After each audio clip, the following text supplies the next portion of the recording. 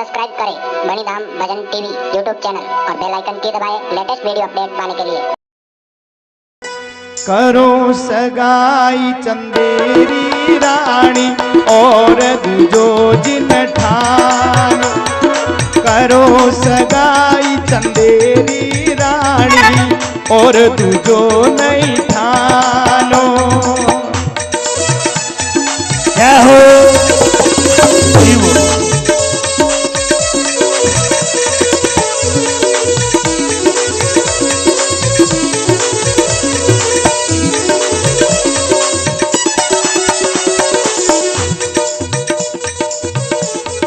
जरासंध सा काका जाके दंतव कर सा भाई। जरासंध सा काका जाके दंतव कर सा भाई। देखो तप रहे डाहड़ राजा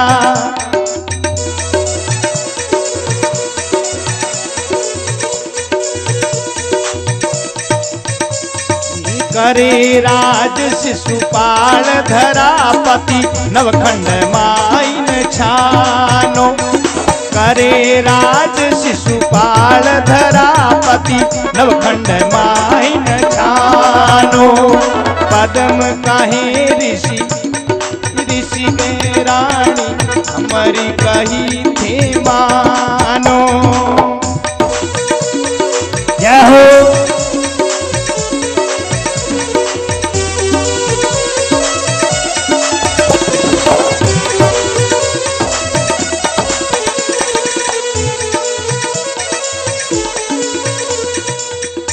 इस प्रकार से नारद जी महाराज ने रुक्मिणी जी की माता हैं उनसे कहा कि देखो आपकी बेटी के लायक वर है शिशुपाल। शिशुपाल धरापति नवखंड में छाना नहीं है।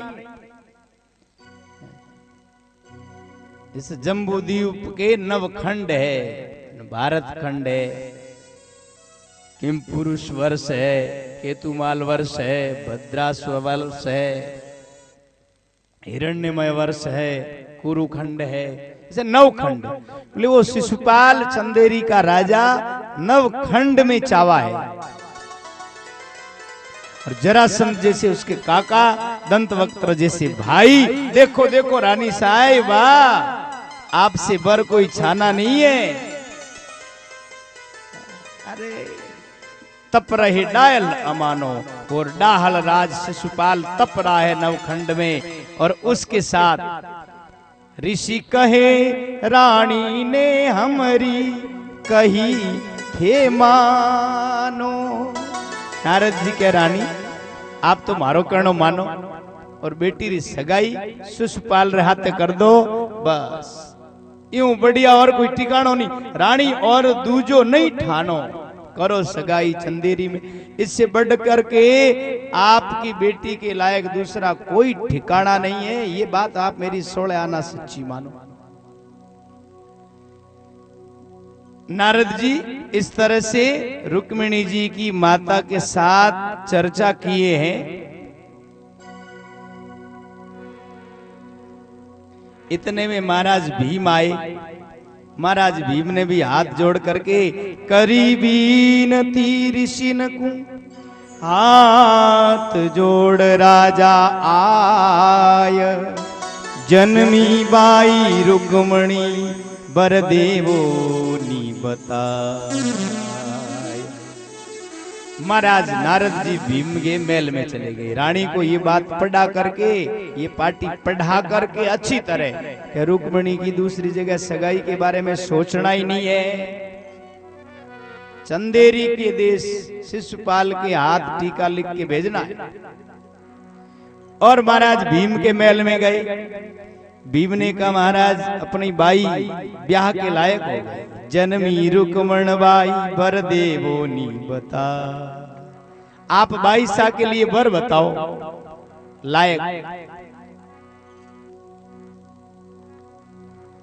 अब महाराज ने हाथ जोड़कर विनती करी और क्या करी, भवन आपके ल्याए ऋषि को सिंहासन बैठाए।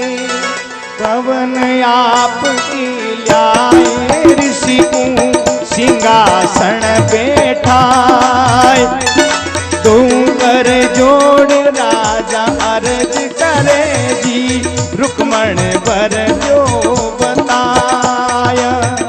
दूकर जोड़े राजा अर्ज करे जी रुक्मण बर जो बताई। क्या हो हरि बोल। नारद ऋषि कहे राजा ने लिच्छमी रुक्मण बाई। नारद ऋषि कहे राजा ने लिच्छमी रुक्मण बाई। करो सगाई द्वारकाजी दूजो ठिकानो नाही। करो सगाई द्वारकाजी दूजो ठिकानो नाही। जीवो कहो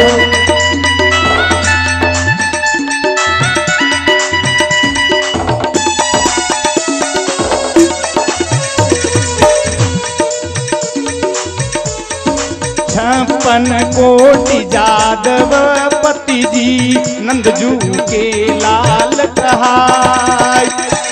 छप्पन कोट के जादव पति जी नंदजू के लाल कहाई। ओ छप्पन कोट के जादव पति जी नंदजू के लाल कहाई। श्री गिरधर सो करो सगाई दिखे बर दूजो नाही। श्री गिरधर सो करो सगाई दिखे बर दूजो ना। जय हो जीवो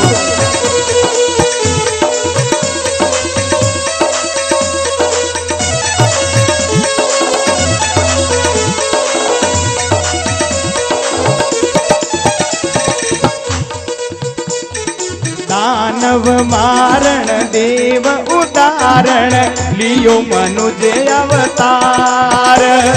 दानव मारण देव उदाहरण लियो मनुज अवतार। बचन कहा ऋषि आप सिताए दास पदम बलिहार। बचन कह ऋषि आप पधारे दास पदम बलिहार। नारद जी महाराज भीम के मेलों में गए और वहां जाकर के भगवान श्री कृष्ण की महिमा का बखान करने लगे। रुक्मिणी जी दरवाजे के पास खड़े होकर के सुनने लगी। रुक्मिणी जी भगवान कृष्ण की महिमा उनके वैभव की कथा इतने ध्यान से सुन रहे थे कि सुनते सुनते बेहोश हो गए। शरीर की शुद्ध बुद्ध भूल गए क्योंकि भगवान का रूप, भगवान का गुण, भगवान का बल और पराक्रम ऐसा है कि उनकी बात जो भी सुनता है ना वो अपने तन की शुद्ध बुद्ध भूल जाता है। उसकी अपनी मैं है वो मिट जाती है। वो भगवान के स्वरूप में समाधिस्थ हो जाता है, लीन हो जाता है।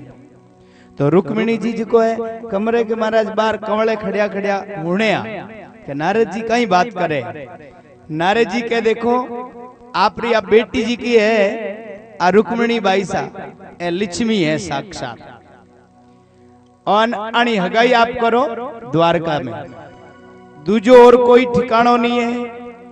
भाई रुक्मिणी रे लायक बर कुण है कि 56 कोटि का जादवपति नंद जी की लाल कहाई, जी का नंद लाल है भगवान श्री कृष्ण। 56 करोड़ यादवा का पति माने स्वामी है। 56 करोड़ यादव जी का बाकी आज्ञा में रेवे बाको हुक्म बजावे। और नंदलाल भगवान श्री कृष्ण जी का है, आप मारे हाथे रुक्मिणी जी री सगाई करो। श्री गिरधर सु करो सगाई, बर दीखे दूजो नाही। महाराज गिरधर, गिरधर है भगवान क्यों है कि जब ब्रज माते संकट आयो, इंद्र कोप करियो और कोप करन मूसलाधार बरसनो शुरू हुयो, बी टाइम भगवान आप आंगली माते गोवर्धन पर्वत धारण करियो। गिरी माने पर्वत, धर माने धारण करनाला। तो जिका आपरी अही अंगुली माते हाथ दिनता ही गोवर्धन पर्वत में उठान राख्यो और सारा बिरज की रक्षा करी, गोपियां की, ग्वालियां की, गाया की, और इंद्र को मान मिटायो। इस वास्ते भगवान को नाम पड़ियो गिरधारी। तो नारद जी के आप गिरधारी के हाथे सगाई करो, और कोई दूजो बर मने तो दिखे नहीं है और देखने की जरूरत भी नहीं है। और वे भगवान यादवपति श्री कृष्ण दैत्यों को मारकर और देवताओं का उद्धार करने के लिए, दुष्टों को मार के देवताओं को सुखी करने के लिए मनुष्य शरीर में अवतार लिए हैं। मानव शरीर भगवान ने धारण किया है दैत्यों का, दुष्टों का संहार करने के लिए। देवताओं का दुख है वो मिटाने के लिए भगवान का अवतार हुआ है। उनके साथ ये बात कह करके नारद जी तो चले गए, और रुक्मिणी जी जब भगवान की बात हुणी, भगवान की कथा होनी, भगवान रो रूप और गुण होनियो, तो मन ही मन आप संकल्प कर लियो कि मारो पति तो गिरधारी जी है। भगवान श्री कृष्ण द्वारिकाधीश मारो पति है। और बाने छोड़ और दूजे ने मैं वर्णन नहीं करूं, एड़ो संकल्प रुक्मिणी जी करी। रुक्मिणी जी रे मन में भगवान प्रेम क्यों पैदा होयो कि भगवान रे बारे में हुणियो कि भगवान कितना रूपाला है, कितना फूट रहा है।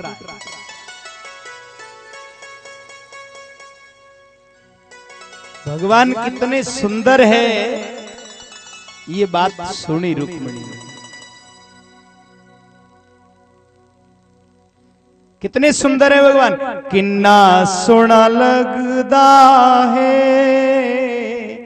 मेरा गिरधारी, मेरा बनवारी। किन्ना सोना लगदा है मेरा गिरधारी, मेरा बनवारी। किन्ना सोना लगदा है मेरे गिरधारी दा मत्था किन्ना सोना, मेरे गिरधारी दा मत्था किन्ना सोना। मुकुटां दे नाल सजाओ सैयो, मुकुटां दे नाल सजाओ सैयो। मेरा गिरधारी, मेरा बनवारी, किन्ना सोना लगदा है मेरा गिरधारी, मेरा बनवारी। जय हो।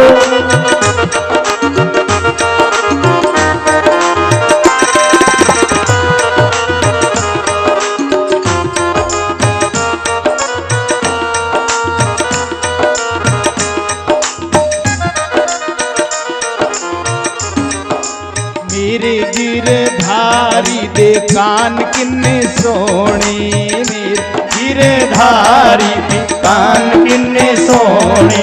कुंडलां दे नाल सजाओ सैयो, ओ कुंडलां दे नाल सजाओ सैयो।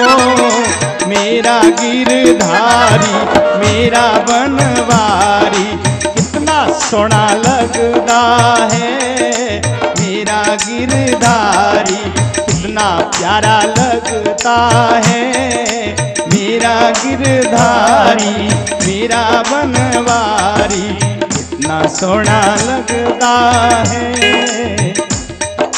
जय हो।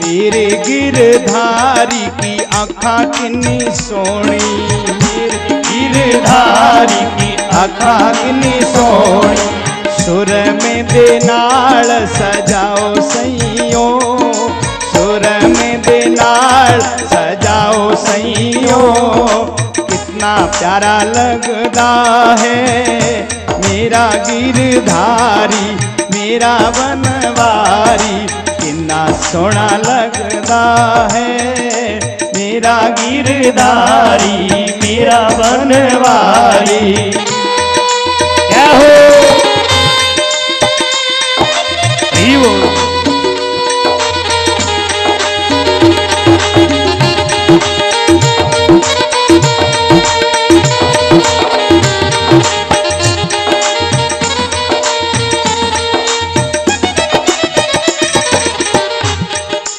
मेरे गिरधारी दे लट किन्नी सोनी, मेरे गिरधारी की लट किन्नी सोनी, ओ मोतियां दे नाल सजाओ सैयो, ओ मोतियां दे नाल सजाओ सैयो, मेरा गिरधारी मेरा बनवारी, कितना सोना लगता है मेरा गिरधारी मेरा बनवारी, कितना सोना लगता है मेरा गिरधारी मेरा बनवारी।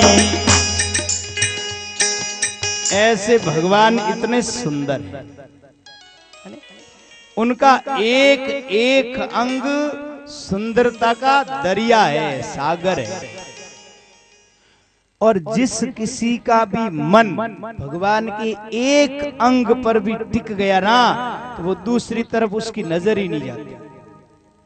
अगर आंखों पर पहले नजर पड़ गई तो आंखों को छोड़ करके न नाक दिखता है, न कान दिखता, न सिर दिखता, कुछ दिखाई नहीं देता। आंख किसी की नजर अगर भगवान के घुंघराले बालों पर पड़ गई ना, तो उसको बाल ही बाल दिखते और कुछ नहीं दिखता। किसी की नजर अगर भगवान की लंबी लंबी भुजाओं पर पड़ गई तो वो उन्हीं पर लट्टू हो रहा है। बोले भगवान का एक एक अंग सुंदरता का सागर है। ऐसे सुंदर भगवान श्री कृष्ण। और ये बात रुक्मिणी जी ने सुनी और बोले बोले द्वारिका के नाथ हैं, 56 करोड़ यादवों के मालिक हैं, इतने बलशाली है, बलवान तो इतने हैं कि 11 वर्ष की उम्र में, जिस समय भगवान ने गोवर्धन धारण किया उस समय भगवान की उम्र थी 7 वर्ष की।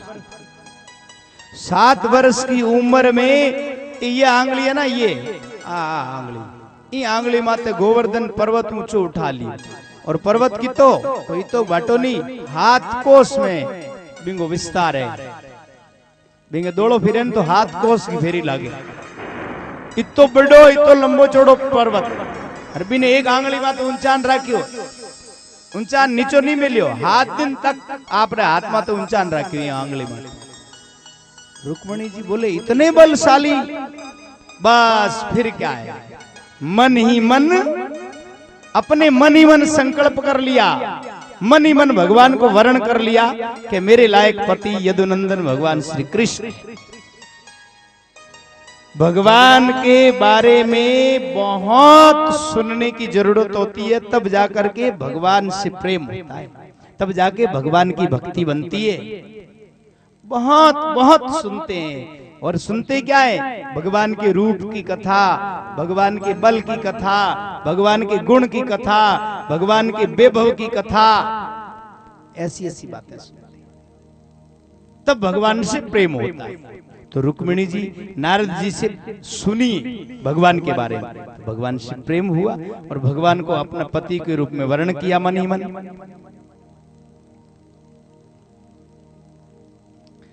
अब नारद जी महाराज तो इधर कह करके इधर कह गए। रुक्मिणी जी की माता श्री से तो कहा भाई शिशुपाल से बढ़कर दूसरा कोई बर नहीं, टीका भेज दो चंदेरी, और की देखने की जरूरत नहीं है, बामण नहीं पूछने काम नहीं, मैं धन कह दियो नहीं, बस सही 20 बस पूरो थारे बाई के लायक बोई जाए। और इन्हें महाराज भीम ने आन कहीं के वो मुरली वाला गोप गोपियों के मन प्यारा नंद का लाल जो है यदुपति भगवान कृष्ण वो ही रुक्मणी के लायक पति है महाराज, और देखने की जरूरत नहीं है, और के बारे में विचार ही मत करो। नारद जी तो भगवान की लीला का विस्तार कर रहे हैं भाई। अब इतना सब नहीं करते तो भगवान क्यों आते? अपनी सेना लेकर शिशुपाल आदि की जो दुष्ट सेना है राक्षसों की असुरों की, उसका वध कैसे होता? इसलिए नारद जी ने ये सब लीला रची। भगवान नारद जी ने देखा भगवान अकेले आएंगे रुक्मणी को लेके चले जाएंगे, तो शिशुपाल जरासंध के साथ में जो दुष्ट राजा है उनके बेली बने हुए और उनकी जो दुष्ट सेना है उसको भी तो मारना है। उन दुष्टों को मारने के लिए तो भगवान आए हैं। तब नारद जी ने क्या किया, बोले ऐसे करो शिशुपाल को बुला लो बींद बना करके, और उधर से भगवान कृष्ण को बुला लो, उधर से बलराम जी आ जाएंगे सारी सेना लेकर के, और फिर देखो रुक्मणी बरदे नारद आप मुनि बन को गए, ताही दिन ते हरि मिलन के रुक्मणी ने व्रत किए। जिस दिन से नारद जी के मुंह से भगवान की लीला कथा सुनी, द्वारिकाधीश यदुपति भगवान श्री कृष्ण की बात सुनी, उसी दिन से रुक्मणी जी ने भगवान से मिलने के लिए व्रत करने शुरू किए। भगवद मिलन को ऐसे भगवान नहीं मिलते भाई, छाने लांगण में किया हरि मिलन के जोग। इतना हो रहा नहीं मिले भगवान। हंस हंस कंथन पाया जिन पाया तिन रोय, जे हंस हंस कंत मिले तो दुहागी रहे ना कोई।